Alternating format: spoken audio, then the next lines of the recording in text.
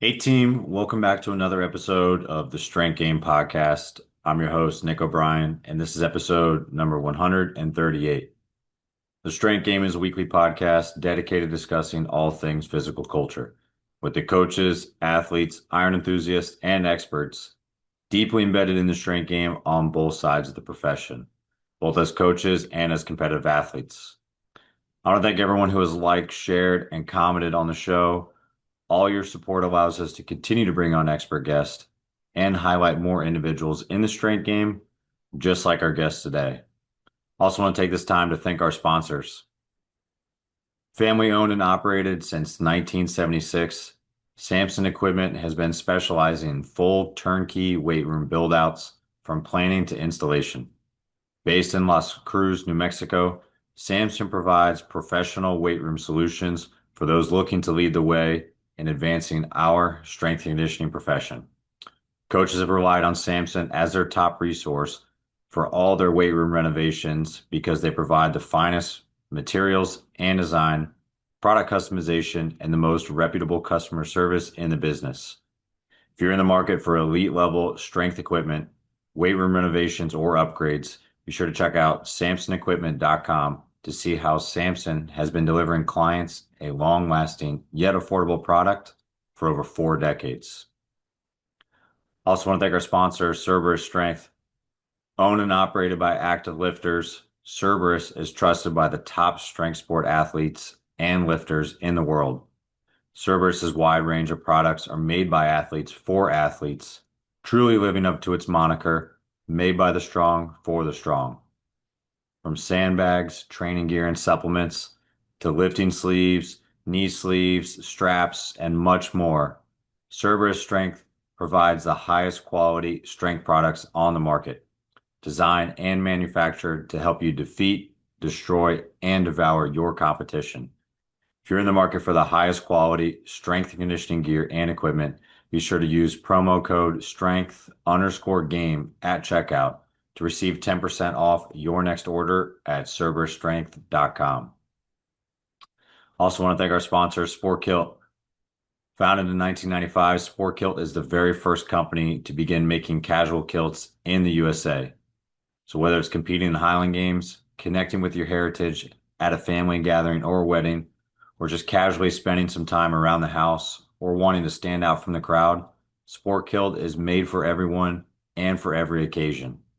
Make the ultimate Celtic statement by checking out the full selection of kilts and stylish kilt accessories at sportkilt.com, and be sure to use our promo code TSG to save at checkout.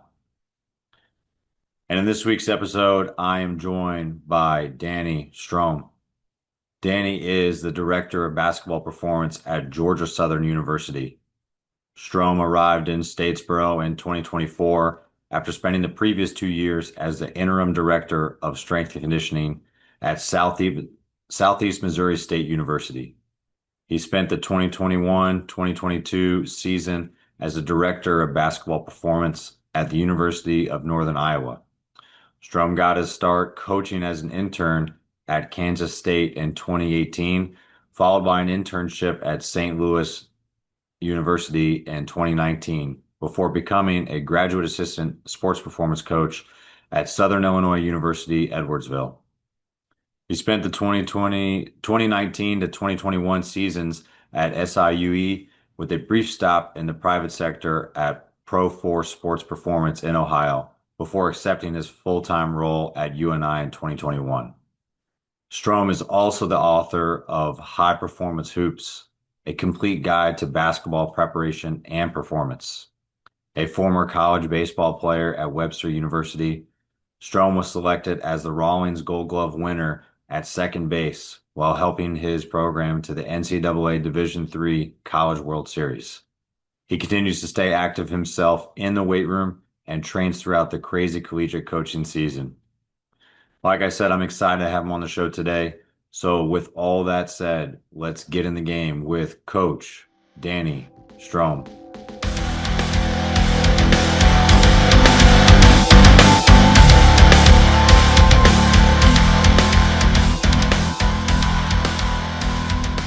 What's going on, everybody? Today I'm excited. We've got Coach Danny Strohm on the show. What's going on today, Coach? Not much, not much. Excited to be on here. Thanks for having me. Hey, I'm excited to have you on too. It's kind of fitting too. I forgot before we got going. Like I'm pretty close to you at the moment. I'm up. I got a drill weekend, so I'm in Georgia, like fairly close to kind of Statesboro for you guys or Okay. in that area. So Sure, sure. it's perfectly fitting to kind of get you on the show, kind of get a little background for your first full year at Georgia Southern, kind of Mhm. see what you've got going on. But before we kind of get into coaching, kind of get into all your stops and what you got going on with the basketball guys, like during right now during the summer, how did you kind of get started training in the strength game, lifting? And your kind of collegiate career as well. For sure. My story, nothing crazy. Kind of started out training in high school, like any young high schooler who wants to, look good. Obviously was an athlete, so would obviously Google best arm workout, bodybuilding.com, how to get a good chest pump and whatnot. Really didn't train for performance in my sports, just obviously wanted to look good. I had a chance to play after high school at the collegiate level. I was a Division III player, so wasn't the most talented athlete. At my first Division III school, Greenville College, we did not have a strength coach. So my first 2 years, it was really on my own, kind of similar setup to was in high school. Again, just still wanted to look good, be as strong as possible, have the biggest arms and whatnot. And then actually my last 2 years, my junior year, I decided to transfer to Webster University in St. Louis. And was very fortunate enough to cross paths with the strength coach Matt Seitz there. Matt was with the Atlanta Braves, had stops at Notre Dame, Missouri State. So that was really my first introduction to real training. Really dove deep into that. Spent a lot of time with him, both obviously in our sessions and outside of it. He's a really good mentor, friend of mine still. And I took an interest in it. I felt like that was one area that really helped elevate my performance on the field more than anything. And I think he saw that, and he kind of thought I might be a good fit for this profession. Kind of advised me to take a look into it. So I did that, and I was very fortunate at the time. My brother, he's actually a coach on the ball side, the basketball side of things. He was a graduate assistant at Kansas State at the time. So I had the opportunity to, do my first internship there on the men's basketball side, and just fell in love with it. Really enjoyed working at Kansas State under Ben O'Donnell, who's now at Florida State. Learned a lot from him, and decided, this is what I wanted to do going forward. So it's kind of how I got my start into it early on, and then kind of what led me where I'm at today. That's crazy too. Your brother's in basketball. Mhm. You had such a like long career with baseball, and then two schools played there, and then you had you're like strength coach, even though your brother's like on the basketball side, you had Right. a strength coach that was pretty heavily involved in baseball and yourself playing baseball. How'd you end up in basketball? I know that the field of strength conditioning, especially college side basketball, it's kind of a real hot spot. Like everybody's going to it, even if you don't come from a basketball background. But what was kind of the draw to that, or did it kind of come natural, or were you kind of seeking it out? Because I think a lot of people get into basketball strength conditioning, especially right now for college, for various different reasons in the beginning, but now you can kind of see some of the writing on the wall why people are doing it. But what was kind of like your inception to basketball and staying in it as well? Yeah, very early on, my brother and I, we both really love basketball. We played in high school. We're very short. We're both 5'7". So basketball wasn't an option to play at the collegiate level, but I still wanted the experience to play sport as long as I could. Baseball was that option. He actually, even though he's a basketball coach, he actually played collegiate baseball as well. We played together for a year. But we knew that ultimately we wanted to be on the basketball side. Growing up, we loved it. We worked a lot with some different trainers in the AAU setting and whatnot. Really loved basketball side. Knew that Especially in college athletics. I mean, there's nothing that compares to, college basketball setting, obviously with March Madness and whatnot. So, we knew we wanted to go that route, but we still wanted the chance to play.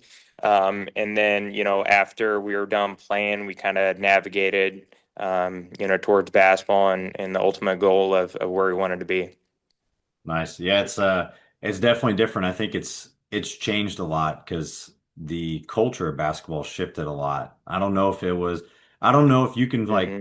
put your finger on when it was. I know a lot of people I've talked to said it was when what was it, Michael Jordan's like documentary came out and like you started seeing more and more behind the scenes of like what he was actually doing and like what the Bulls For were doing sure. during that run. Um, but I mean, if you were in coaching and you were in strength conditioning before that, like you kind of saw the wheels turning a little bit, and some of the teams that were really successful were doing a lot of stuff off the court that was Hmm. kind of preparing them. For sure. Um, but it's very different. And that's interesting too from you. Like I was at a D3 school like when I first started, so you could definitely see kind of the different ethic and having different access to coaches and Yeah. resources. And you had that perfect experience. Like, how much of a shift was it like the first 2 years? Like, hey, you're doing everything on your own, D3 level. So like you're kind of just basically training like in addition to playing, but then having a little bit more resources going the last 2 years leading into all right, Division 1 after that. Like now everybody is basically mandated to do these things. Like, could you like looking back see the different kind of steps in that progression and see like the differences? Yeah, I mean, the difference is for sure, at the Division 3 level, obviously no scholarships. You're really playing for the love of the game. At the Division 3 school, the last 2 years when I had a strength coach, we actually didn't even have a weight room. We had rogue racks that we rolled out on the basketball court with some mats underneath. Just had some plates, barbells, a couple med balls, battle ropes, and that was essentially it. So, having that experience, you know, really taught me, that you can make a huge difference even with minimal equipment or no matter what school you're at. At the Division 3 level, obviously it's a little bit different competition level than Division 1, but just seeing how having a strength coach really changed our program. It's a very successful program. Won 40 games, make it to the World Series, and I attribute a lot of that to the strength coach there. What he was able to do with our program outside of baseball, was huge and vital for us. Now, it was a shift, obviously, going from Division 3, then working with Division 1. You have everything, all the resources at your disposal. So, what you're able to do, both from a training side, from a nutrition recovery side. It just makes it that much easier for coaches. Now, at the end of the day, I mean, they're still the same principles, the same standards that all athletes have to be successful. And no matter whether you're Division 3, Division 1, pro, I mean that holds true to every single level.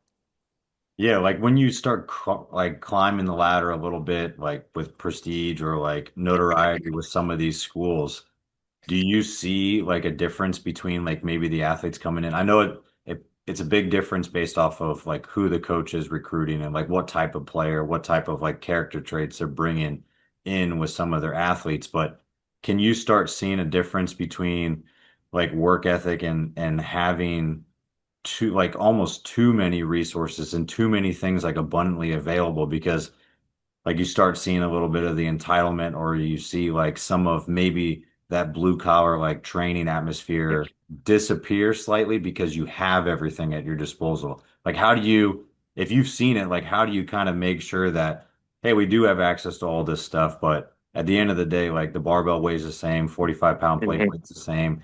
Everybody has to train, and these are great tools to have, but you still have to kind of put in the work and have like sweat equity when it comes to this stuff. Absolutely. Absolutely. No doubt about that. I think the biggest thing, the levels you move up, obviously there's a little bit of talent difference, especially on the sports side of things, obviously. But in terms of work ethic, especially nowadays where collegiate athletics is shifting. These players are getting paid. They're getting paid to perform at a high level, so there is some form of entitlement. But like anything, if you don't perform, if you're not at your best, you're not performing, essentially what you're paid to do. They're going to find the next guy. They're going to find the next guy that will put in the work and put in the hours, the effort that is needed. Because at the end of the day, the goal doesn't change level to level. It's still to perform at the highest level you can, be the most successful team out there. There's a reason there's only one champion at the end, and that's the ultimate goal for everyone. Get to on the basketball side, being able to win your conference tournament, get to the big dance, and then continue to go from there. So the goal doesn't change. It's just what changes is how you get there from athlete to athlete. Yeah, that's a great way to kind of put it. And like touching on what you were saying too, like obviously in different ways players were getting paid like previously. Like I mean, Yeah. way back they were getting paid in like scholarship and like your education essentially. And then it started to kind of expand. The rules changed a little bit. Coaches were able to kind of provide more, and it wasn't Hmm. necessarily like a financial like benefit, but at the end Sure. of the day, you were provided more resources. But that was Right. like you said, it was we were paying them, we're providing things for them to play. Hmm. And now it's shifted, like we're providing and paying them to perform. So it's Right. got to the point where it is almost professional sports, and you almost have like those. Hmm. I'm waiting for it to happen where you have those built-in clauses like, hey, you hit this many Okay. rebounds, like you're getting this bonus, like No doubt. you play this many games in a row, you get this. Hmm. And then I think we're we're in even more trouble than we already are when it comes No, to sports. But for we'll sure. see. We'll see what's the next kind of big story this Yeah. year break. Yeah, no, it's definitely evolving. I mean, I think it's, like I tell our guys, it's very similar if you think about it, just from like a normal workforce for, people outside of sports. At the end of the day, you're paid to do a job. You got to do your job. There is incentives like you talk about. Those incentives are going to be a little bit different from a monetary value. You get promotions, things like that.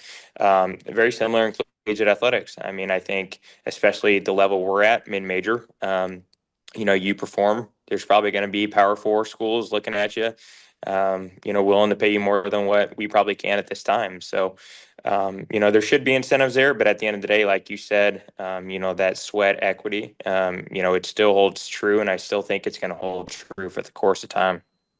Yeah, those incentives are just kind of a bonus. It's a cherry on top, but that shouldn't be what's really driving and kind Right, of right, motivating your for players. sure.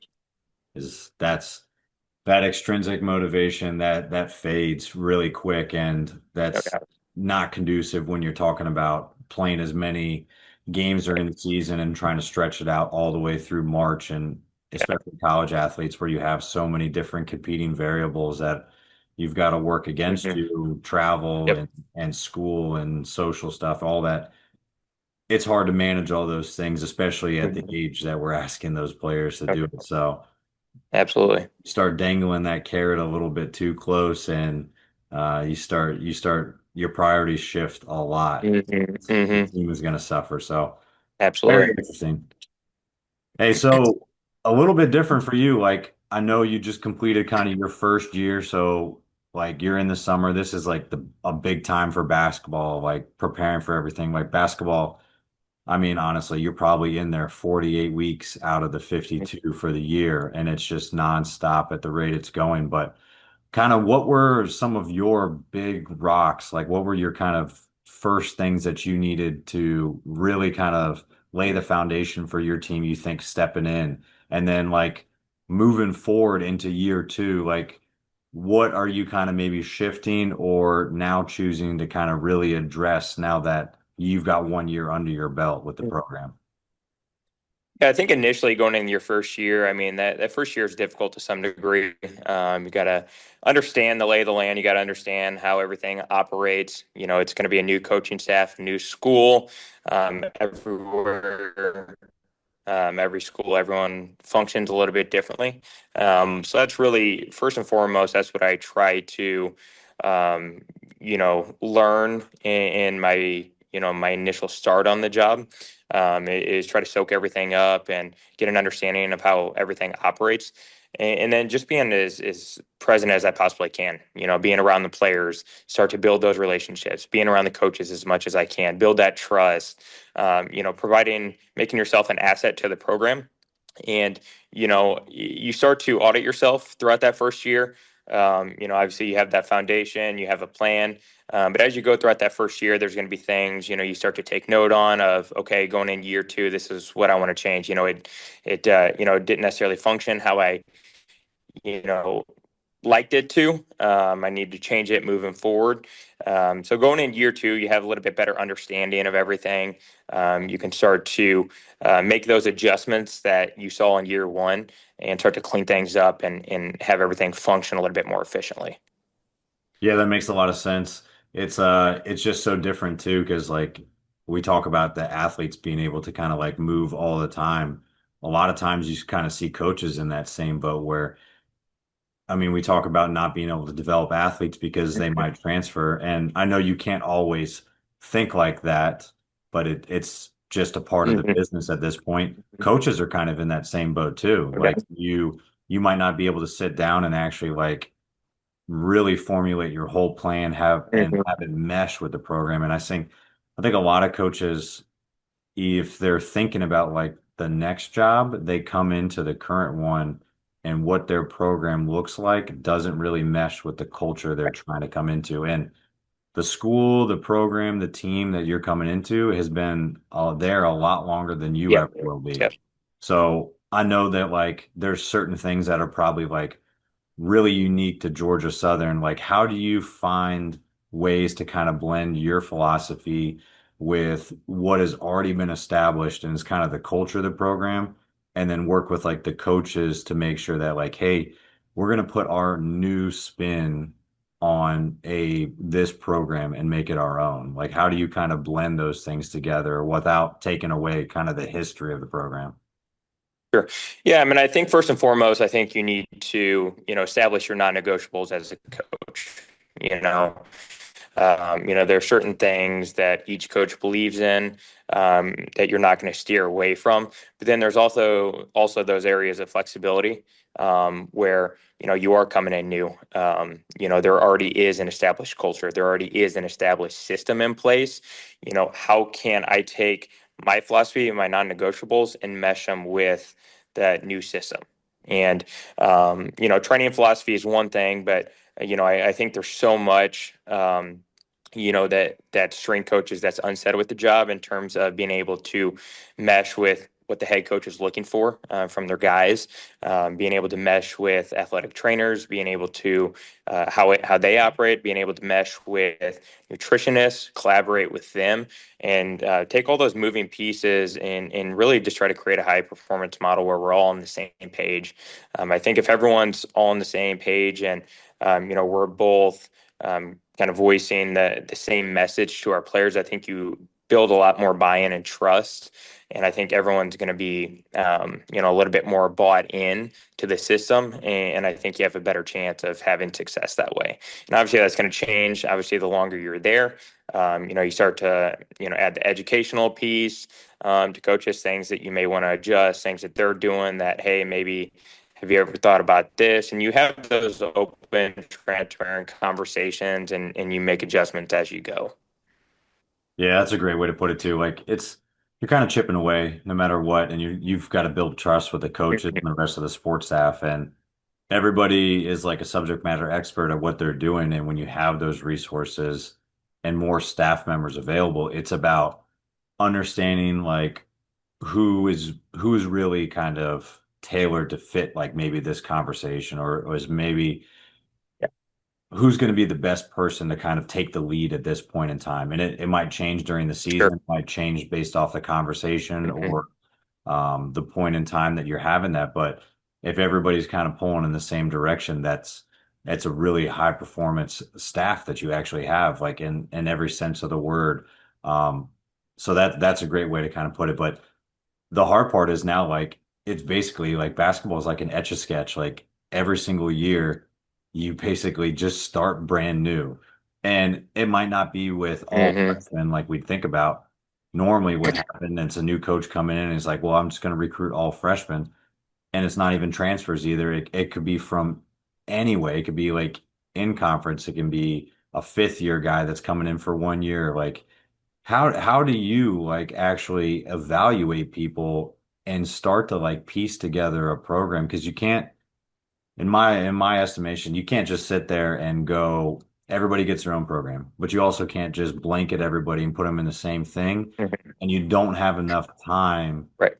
to waste at that point in time because you in a couple months you guys will Yeah. be starting preseason. So what's kind Right. of your practical approach Right. to getting started with all these fresh players? Yeah. First and foremost, it starts in the recruiting process. So I'm a part of the recruiting process here. I'm very fortunate in that regard to be able to meet these individuals, be able to meet their families. And first and foremost, when they come on campus, is kind of get an idea and understanding of their background, where they're coming from, their history, their experience from my side of things. And that's going to be the first step in it. And then once I have that in mind, I get to know each individual a little bit better. Once they come on campus, I'll take them through some performance testing, some biomechanical screening, some movement testing, and kind of see where they fall in terms of, in that development process. Um, like you mentioned, you're not just dealing with incoming freshmen anymore that have, little to no training age. You're going to be getting 4 or 5th year transfers, some JUCO guys. There's a lot of different avenues that we're pulling players from. So, having those conversations in the recruiting process, and then on the front end, spending the time to get as much information that you can, helps formulate essentially my long-term plan for them throughout the year. I right now I bucket them into typically 3 groups: novice, intermediate, advanced. Novice is typically going to be anytime we have an incoming freshman. We have 4 currently. So like I mentioned, a little no training age. It's just going to be a lot of our low hanging fruit, just building a foundation. Our intermediate right now is typically going to be sophomores, juniors, possibly red shirts in there as well, who need to put on a little bit more size, strength, mass. They've been around in college for about a year or so, but haven't had a huge training experience. And then once we get into the guys that have been in college for 4 or 5 years, they have a lot of experience. They've been at multiple schools. They at that point in their development, they should have a good foundation set. They should have a good understanding of their body, where they're at, from the performance side of things. And then I'm trying to continue to move that needle, that extra 1% for them. So that's typically how I break it up. It's a lot on the front end in the recruiting process, a lot of screening. And then from there, we start to break them up and categorize them depending upon where they're at. Yeah, you basically really just have to meet them where they're at a lot of times, and like grouping them together is probably a lot helpful too because I mean, you still want to keep that team atmosphere. Right. You want to keep some sort of group mindset where they're working together, and you don't want to necessarily silo every single person and have them doing something completely different. There's Hmm. generally most athletes are going to need 80 to 90% of the same thing. It's just how you dose it, like at what time, the volume Sure. intensity. It's manipulating all those different things that Sure. we kind of know about, but for the most part, you can still group them together. And if you can keep it pretty generic like that and simplified, that's perfect. Absolutely. You started to notice too, like a little bit with this recruiting process and being kind of involved in that process as well, that some of the players, maybe not just freshmen, but some of the transfers and everybody too, are starting to seem like even more knowledgeable about training and some of the process that's involved because you're talking about screening, you're talking about all these things. Like if we would look back 10 years ago and you talk to basketball players or even any sport athlete, a lot of times, like how important training is and like what you're currently doing, you'd either get a lot of blank stares, glazed looks, and hey, this isn't that important. But it seems to be shifting even more so. How's that experience been like for you? Yeah, I mean, I've seen a lot of that. Interacting with these recruits, there's a lot more questions on the front end in terms of how I approach training. What can I do for them? Typically, get a lot of questions on, hey, this is what I've done in the past with previous strength coaches at previous schools. Um, here's what I like. Here's what I don't like. Here's some areas that I struggle in. Where do you see me fitting in the landscape of your development process? So I'm getting a lot of those questions, which I love, just because it feels like they're a little bit more invested. They view this as a space that's going to help them, as an athlete to perform at their best, and that's something that I like to have those conversations first and foremost, and then keep them ongoing throughout the year as well. So, I'm big on feedback from athletes. At the end of the day, I say, athletes know their bodies, better than coaches or anyone else can. So getting that input back from them and being able to adjust and kind of meet them where they're at and something that they're going to believe and buy in and trust into that process is something that I love and really open to throughout the year. Yeah. Are there any ways that you kind of practically kind of look for that feedback, or is it just like you said, kind of building trust within the athletes and just having some conversations? Or are there any specific tools or surveys or questionnaires or things that you kind of use periodically throughout the year or at certain points in time to actually kind of gauge and quantify some of that feedback? So either you can make training adjustments or you can kind of better understand your athletes and their response to training. I think it's a mixture of both. I mean, obviously, we have so much technology at our disposal now that you can actually quantify and objectify everything. But I also think there is still that element of conversation and the subjective feedback from the athletes that's vitally important as well. You can show them all the data you want. You can explain the why behind everything. But at the end of the day, if they don't believe in what you're telling them, I still think you're leaving a lot on the table. So that's why I like to still have those one-on-one conversations with them. Being able to build those relationships and get as close to them as I can so they feel comfortable with that. And then that'll kind of guide us throughout the year and making informative decisions.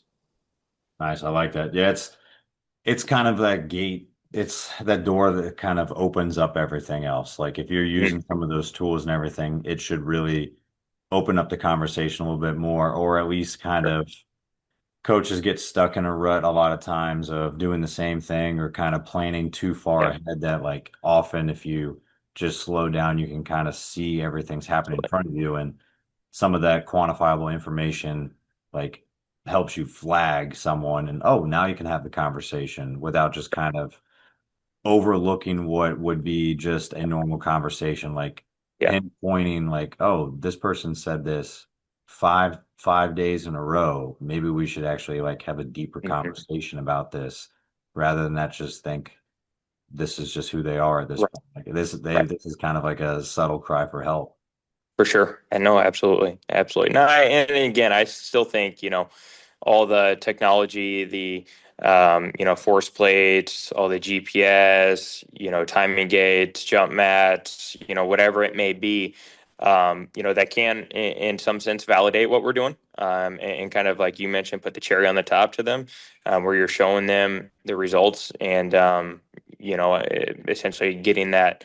Um, I say extra buy-in, but um, you know, really getting them over the top and then believing, what we're doing is actually truly helping them. Now you can actually show them that it's helping them on top of those conversations, and I think it's a mixture. It's a mixture of both of them. It's a mixture of both. I say there's the science side and then there's the coaching side. It's the blend of both. Science first practitioner. Yeah, it's finding that fine balance, and sometimes it teeters one direction for an athlete and Hmm. maybe the other way for another one, but you always have to have it in some sort of dose. So that's great.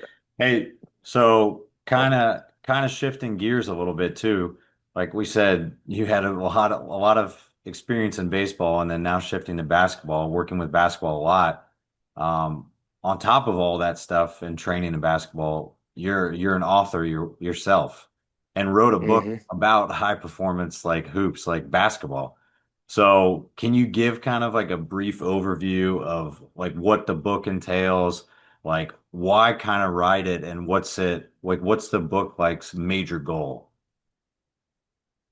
Yeah. So really the book, I say it's a complete guide to, basketball preparation and performance. Really, kind of like I mentioned with, the recruiting process when an athlete comes on campus, it really takes a dive into how I go about getting a lot of that information that helps dictate where we're going to go with them. So it kind of looks everything from different points of the year, what our focus is for postseason, offseason, preseason, in season. Looking at movement screen on the front end, help, see how that help dictates what we're going to do with them, what exercises best fit their profile, best fit their positional needs. And then essentially, it's taking all of the continuing education, all of the resources that are out there nowadays and that are beneficial and help us. It takes all that information and condenses it down into a year by year developmental process. So, I think sometimes, I'm a big continuing education junkie myself. I think sometimes it's easy to get lost. We're wanting to implement certain things as soon as we learn about it, or it's the new and best thing. I think you need to have an understanding, what the point of it and where it can fit into your program and your philosophy over the course of the year and what it's designed to do in the grand scheme of things. So that's ultimately why I wrote it, and kind of in a big picture what it's about. Would you say like with writing the book, like it helped you kind of refine like your own program and your philosophy, or like when you first set out to do it, were you kind of searching for just like new answers and new information? Because I can kind of see it play both ways. Like you said, you're involved and you enjoy like going out for continuing education. Um, you might find something that like really solidifies what your philosophy looks like. Which on the other hand, you could find something that like completely counteracts what you're doing normally and you shift gears. Like what would you say from like kind of putting the book together and kind of like going through the process of writing it, like you were able to either refine it or kind of change what you initially sought out as your philosophy going into it?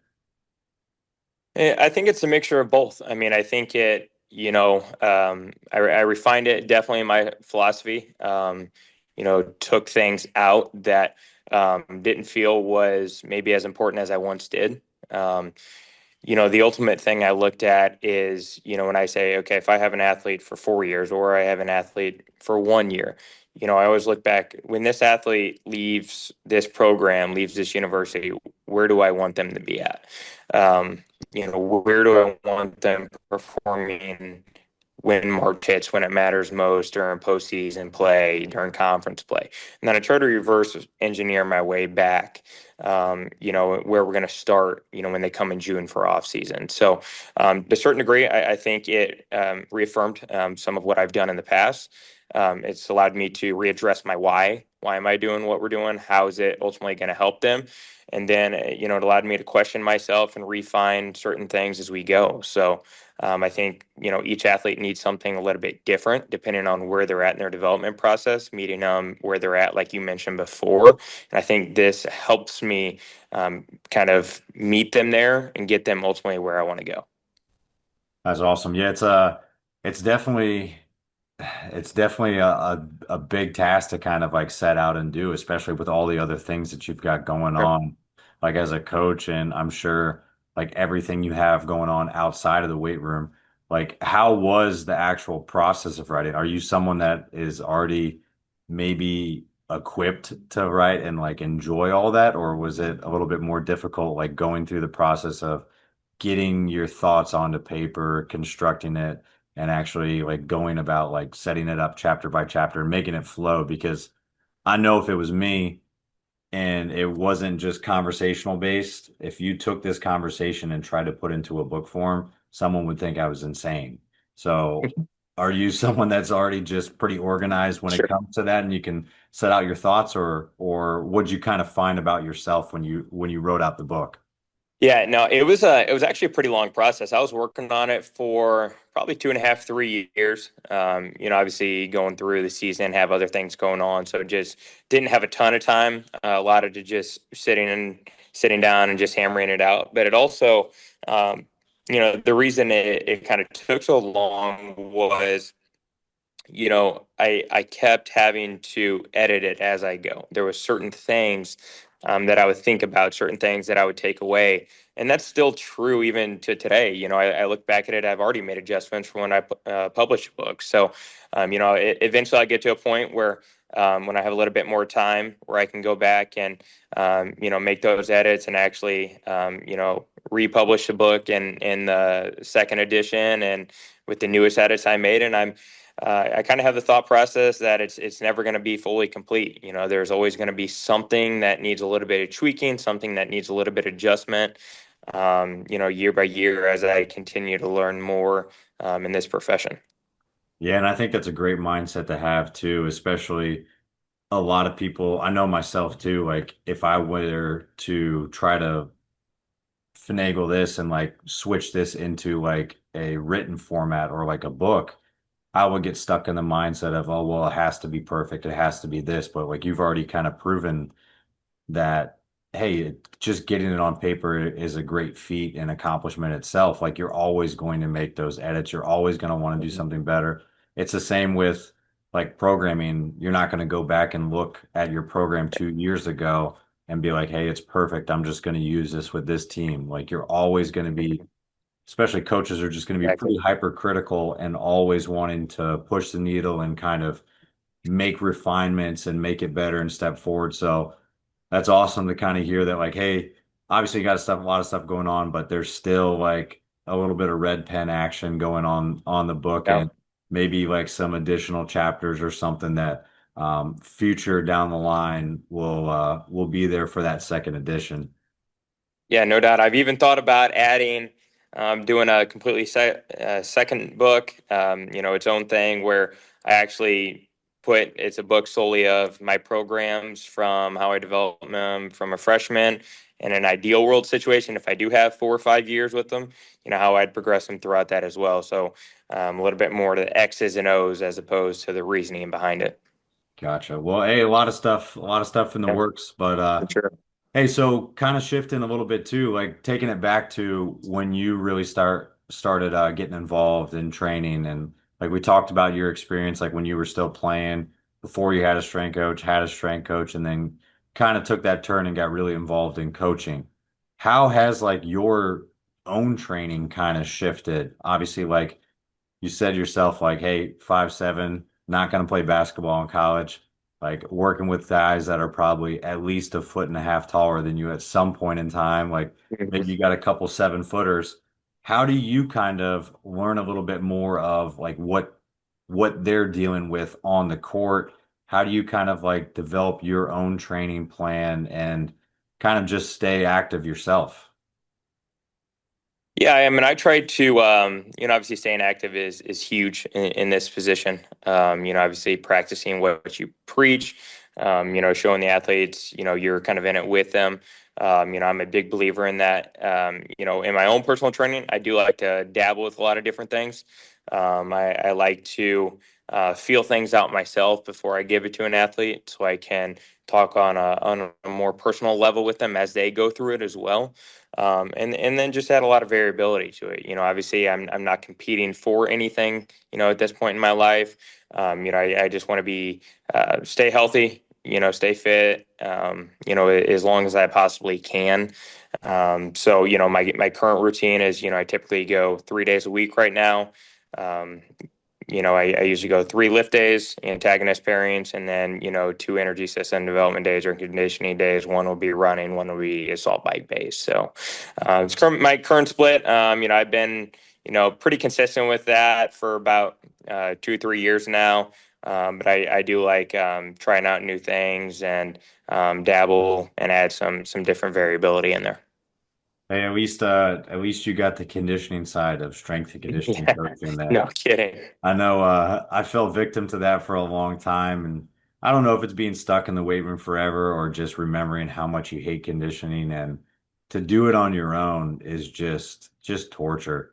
Like when you don't have your teammates anymore. So at least you're kind of in there and finding different For ways, sure. kind of like embrace that suck a little bit more. And I don't know if you, I want to see if it's kind of another similar thing that a lot of basketball coaches have in common. But as a lot of your training seem to be kind of seasonal based too. Like you said, like your structure, like three lifts, like two conditioning, like kind of more energy system development days. But do you see that it kind of varies once you're hitting the road or when you guys are heavy in that basketball season, like non-conference schedule and stuff like that? Because that's where kind of shifts happen. And you talk about like being able to have those personal conversations with the athletes and understand that like training is a big aspect and it's an importance for basketball development, athletic development in general.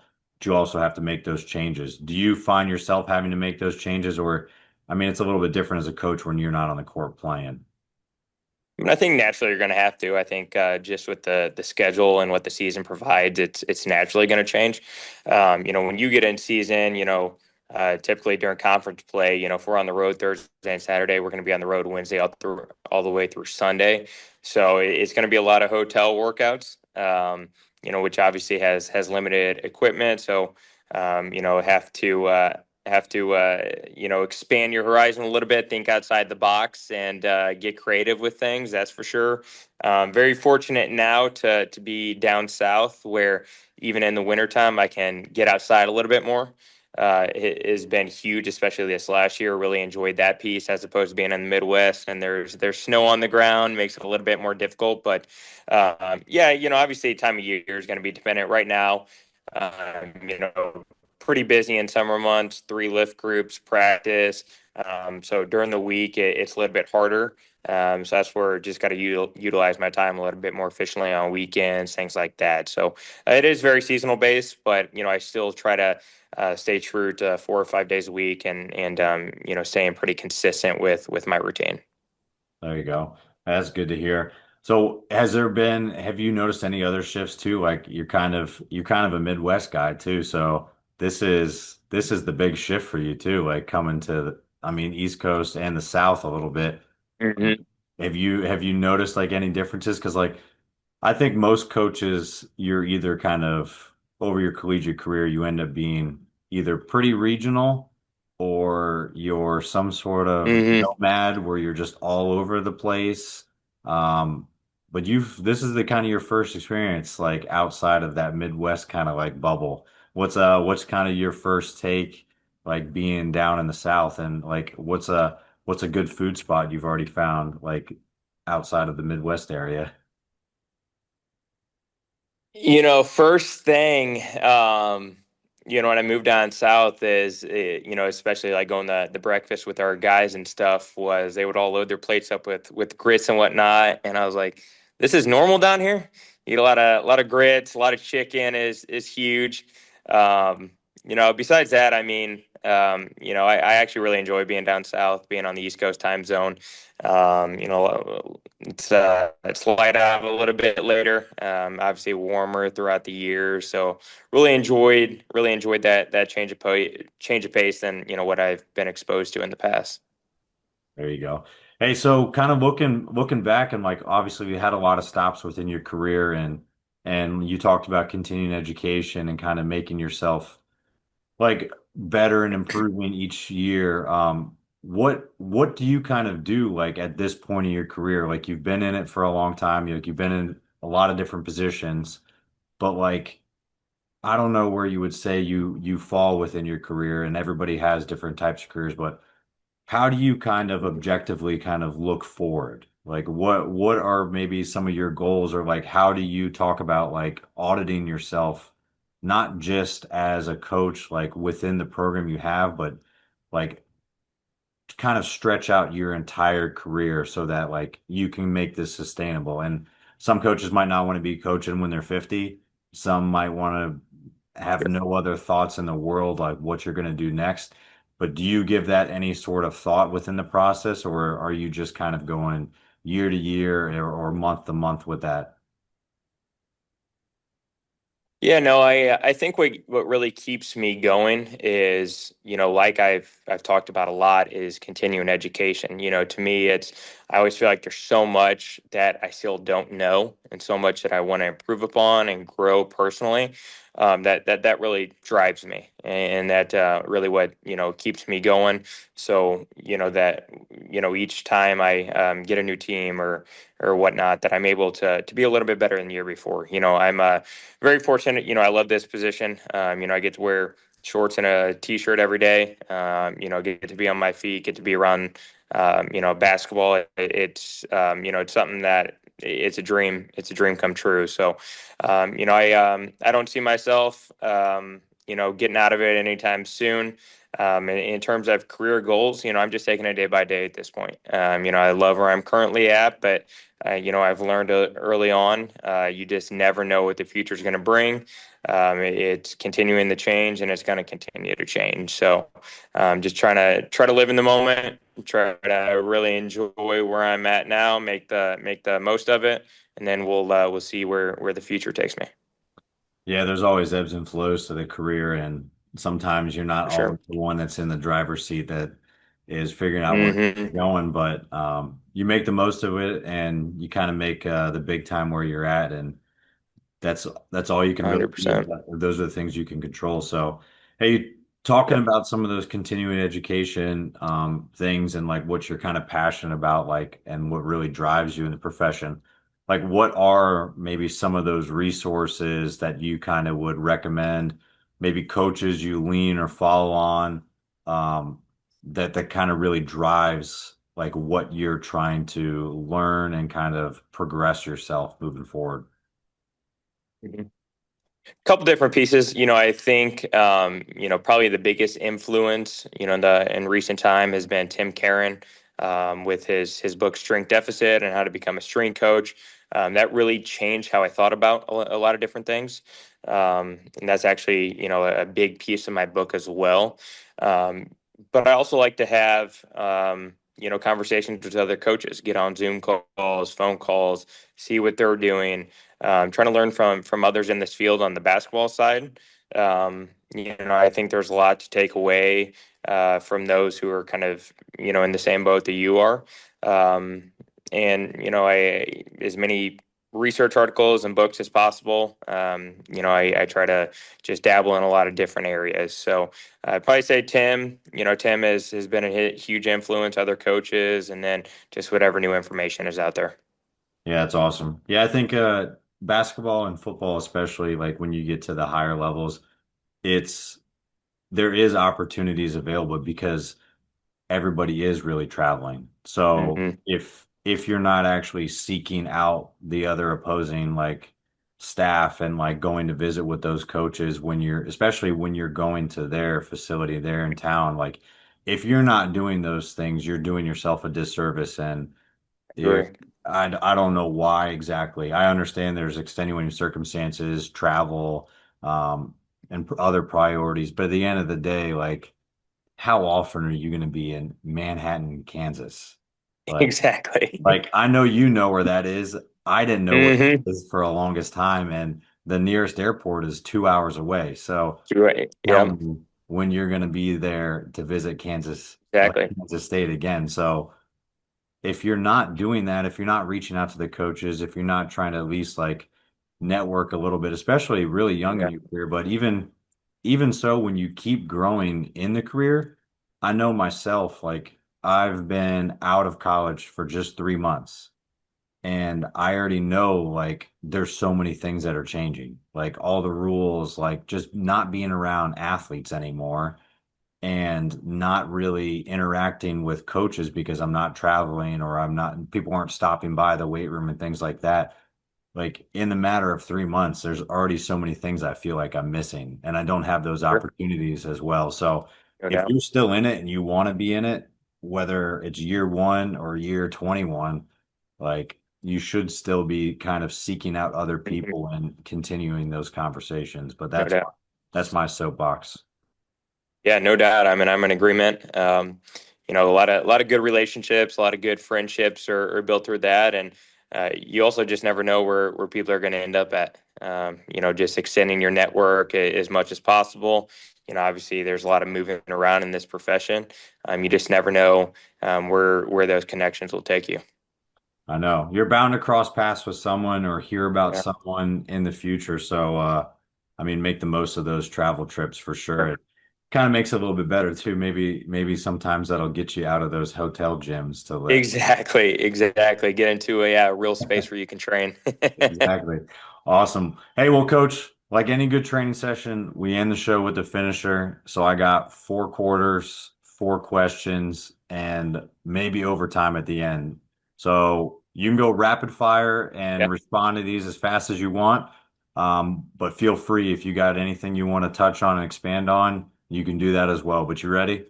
got it. Let's do it. All right, first one I got for you. Biggest influence in the strength and conditioning profession. Charles Poliquin. All right. Second one I got for you. If you weren't coaching and you weren't competing or anything right now, like what are some of your hobbies you would be doing? Like what are you doing to recharge on a daily basis? Golf. All right. All right. Now, if you weren't coaching at all and not in the profession, what do you think you would be doing as a different career path altogether? I would probably be on the business side, probably something to do with marketing, social media, something like that. In sports or just in general? In sports, if I had the choice, but I would work for some social media platform, some app or something that has a product Okay. that I could try to sell. I gotcha. All right, so setting up an ideal training day for yourself. Like it doesn't have to be in a hotel gym. It can be like at Georgia Southern's dojo, like your spot. What is playing on the radio, like PR song, like favorite radio station, or and what is like that hands down best post training meal look like? So we'd probably optimal day be about mid afternoon. Get a nice Monster energy drink, White Monster. Put on Blink 182 radio, and just enjoy a good session by myself. Post would be a meal. Um, Probably would go to some good local Mexican restaurant. Get burrito, taco, quesadilla, something, meat, cheese, rice, something like that. All right, yeah, that's man, you 1 year and you got the Midwest out of you already. Yeah. Hey, so last one I got for you. Like what do you think is the most important attribute of a successful coach? And then also on the flip end, like what would you say is the most important attribute of a successful athlete if they're not the same? That's a really good question. Probably most important attribute as a coach, um, in my opinion, would be openness. Just being open to obviously new ways of doing things. Obviously being the best team player you could possibly be. For an athlete, I would say resilient. There's going to be lots of ups and downs. To stay even keeled, to be the same person every single day, no matter what the circumstance may bring, I think will take you a long way.